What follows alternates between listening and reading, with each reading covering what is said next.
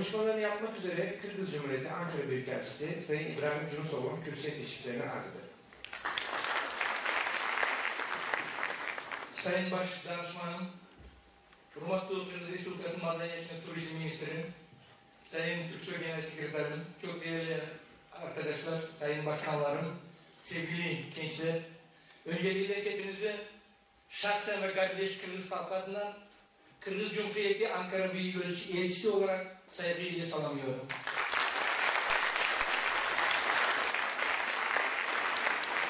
Müsaadenizle konuşmamı Kırgız Türkçesi ile devam etmek istiyorum. Bu Kırgız Türkçesi asla Türkçe.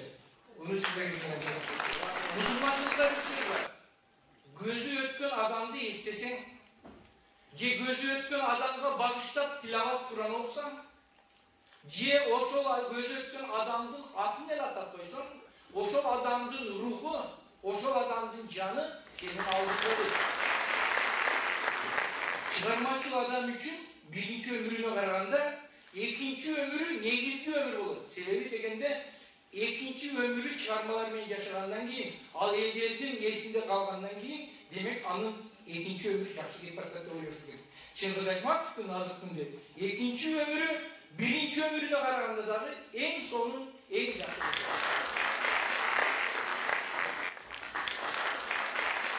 Oşonlukların her bir yüzüncülüğümüzde bugün günde Çıngiz Aytmatov yaşamakta demek Allah hiç kaçan ölmeydi.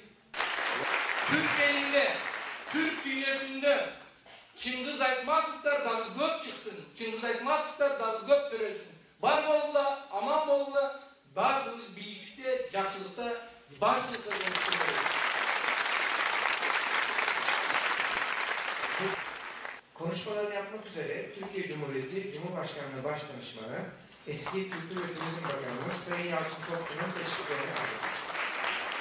Ben özellikle sayınlar bulunan hanımefendilere, beyefendilere, gençlere Türkiye Cumhuriyeti Cumhurbaşkanı Recep Tayyip Erdoğan ve şahsım adına en kalbi saygılarımı sunuyor ve hoş geldiniz diyor.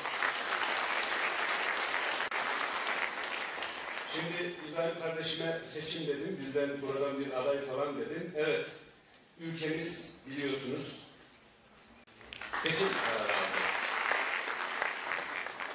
İbrahim Bey, ben eminim ki bizim herhangi bir partiden bu dönem aday olsanız o partiye çok büyük oy kazandırırsınız. Bu nasıl muhteşem bir beraber. Evet, Cengiz Akın'ın bu eserleri ve ismi burada konuşmacılar benden evvel söyledi. Dünyanın her tarafında var hamdolsun. O zaten yaşıyor. İbrahim kardeşimin dediği gibi.